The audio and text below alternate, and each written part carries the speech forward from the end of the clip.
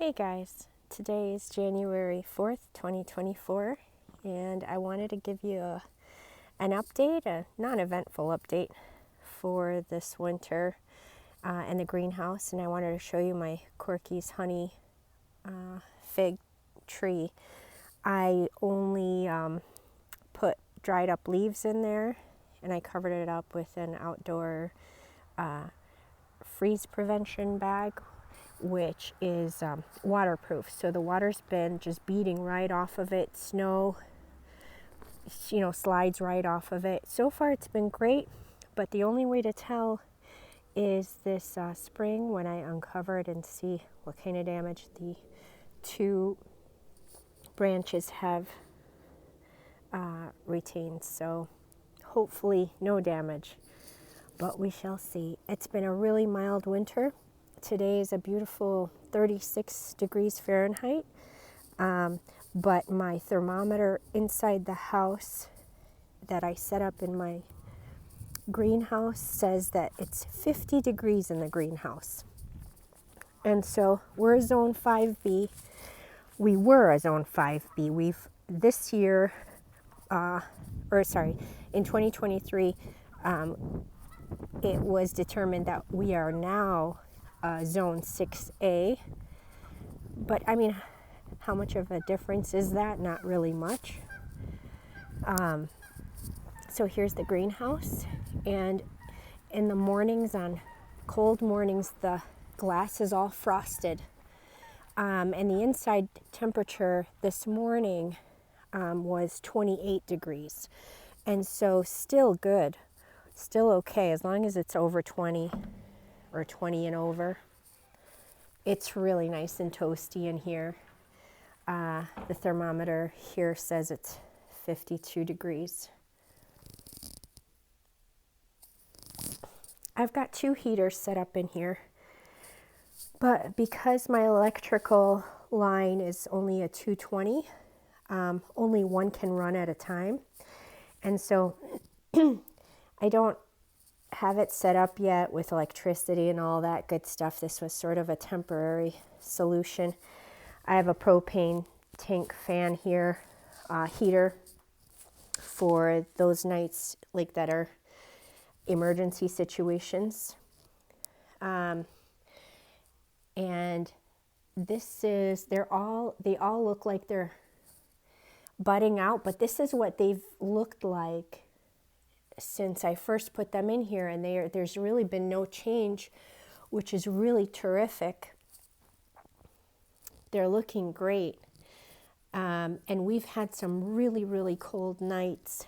It's gone down to the teens. It's gone down to single digits, and that's when I actually put this fan on. So far, I've gone through only one tank this winter, and it's, again, January, well, it hasn't been that long. It's January 4th, but I've only been through one tank since, the beginning of winter for us, which is great. The tanks are about $20 from Home Depot for a refill. I've got another tank, the tank that I used up, I need to go replenish it. And so far the temperatures, I've seen them forecasted for 9 degrees, the lowest temperature, and I'm like ready for that 9-degree weather, but it changed. It went up to like 15, which means it'll be okay because these two heaters should keep it over at least at 20. And so I'm not too concerned so far, but I'm checking the weather every day because it changes, it fluctuates like so extremely to me. So I've got to keep track of it every day. But you'll notice that the trunks are all white for the most part. That's because I painted them with that tree paint to keep them protected, and I want to try and protect them from any kind of bug damage or diseases or that ambrosia beetle or whatever it is. I'm hoping this is helpful and keeping them safe, and they're going to look gorgeous when the green leaves end up eventually pop out. So very cool. Oh man, I forgot my shrimp. So I have this green container in here, and a friend of mine introduced me to JDOM fertilization method or soil treatment method, which feeds the soil the microbacteria that it needs, and it gets uptaken right away by the trees and plants. And the general idea is that you put in here the leaves off what you're growing, the fruits off of what you're growing, and eventually it turns into the exact nutrients that the plants actually need. So like all that energy they put forth into the leaves, that energy that they put into the fruit, you're now giving it back to them and replenishing them. And so I've strayed a little bit from that strict method. Oh God, it's gonna stink. And I've actually been, and in addition to that, you're gonna put in that white microbacteria that grows underneath leaves that are underneath trees. And those have the microbacteria that eats and releases the actual nutrients that the plant takes up. And so I've also got that in there. I've got manure in here. So I just started putting in everything that I thought would be good. Yeah, it stinks, but my nose is still a little stuffy. So I'm grateful to that right now. But yeah, I have all these shrimp tails from shrimp cocktails that we've been eating for New Year's and stuff like that, along with the juice that, they were in. And so I've been tossing everything like that in here. So I put like whatever organic materials I had from the kitchen, onion peels, lemon peels, eggshells in here. So I've just been throwing everything in here. I don't know if that's right or wrong, but I can't imagine how that would be a bad thing. And instead of regular water, I've got pond water in here, which I think by itself is that JDOM stuff, to be honest. I mean, we've got geese on here 24/7. And they're pooping all over that water. The pond is full of fish, and so, their excrement is helpful. There's seaweed. There's there are turtles. And so I think it's got, frogs, frog eggs.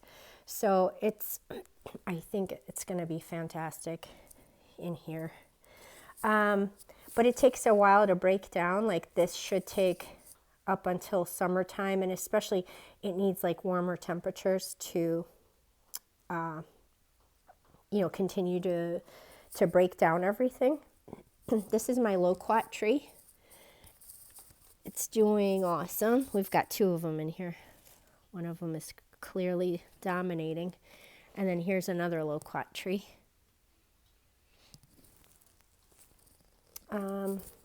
Oops. I've got my eggplant plant in here and a pepper plant in here. I don't think they're going to make it, but I thought I'm going to throw them in here and see what happens. I mean, chances are I would have lost them anyway, so we shall see. So this is my update for this winter. In case any of you guys are looking to get a greenhouse, you could watch this and see, what mistakes we make here, and you could avoid them.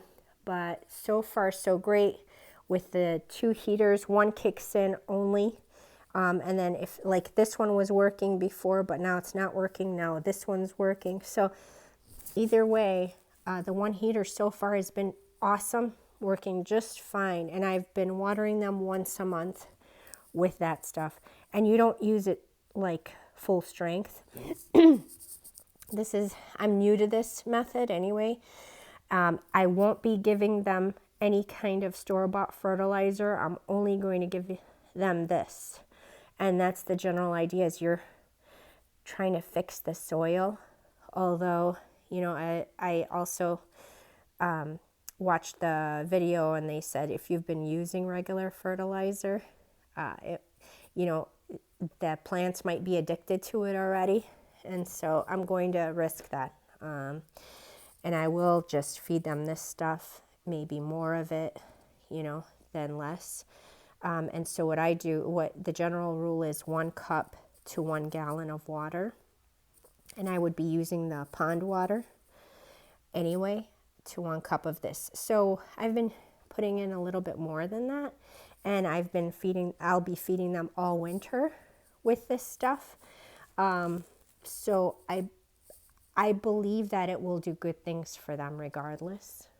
And it's got great things in there. Like, I plan to probably put in that fish emulsion in there too. But once I can keep it outside. So in the summer, I'll probably keep that outside and put in all the stinky stuff.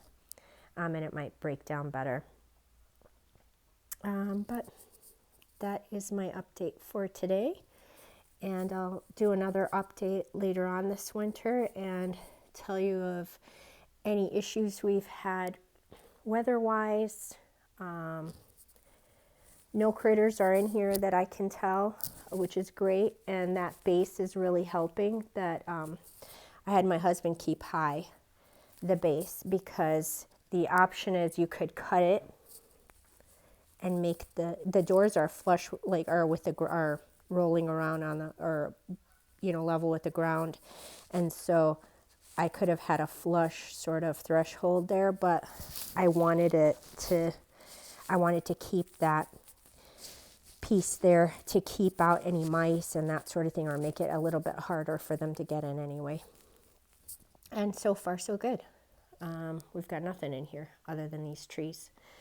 I have my solar lights from Costco, and they are directed pretty much upright or where the sun is usually, and they only give me about an hour of power.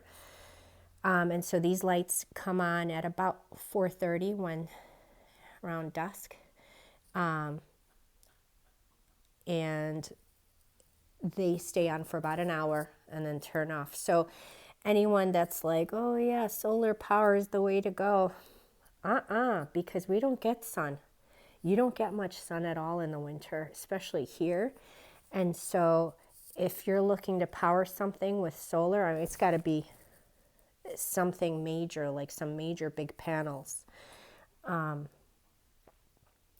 Just for those of you that, you know, are interested in that sort of thing. I would love to solar power or wind power everything here, because I will need heat, like a permanent structure for heat, maybe a permanent structure for fanning them in the summertime when it gets too hot. I know some of you might be like, oh, you need to cover them so that they don't wake up.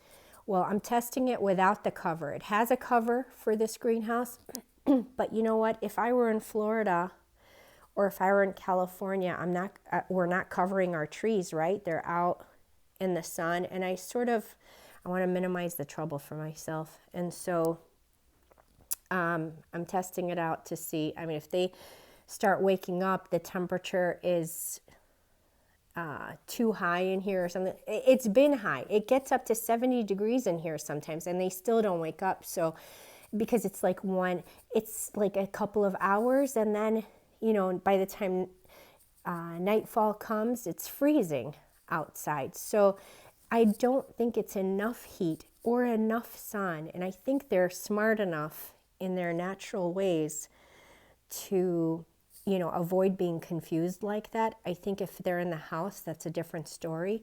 But outside in a greenhouse, I'm not putting shade cover on here That's my son. And so I think they're smart enough to know that this is not a sustainable situation for them to come out of dormancy. And so that's it. I'll keep you though, I'll keep you updated on that. I'll let you know if that is a problem or if that wasn't a problem at all. Thanks for watching, guys.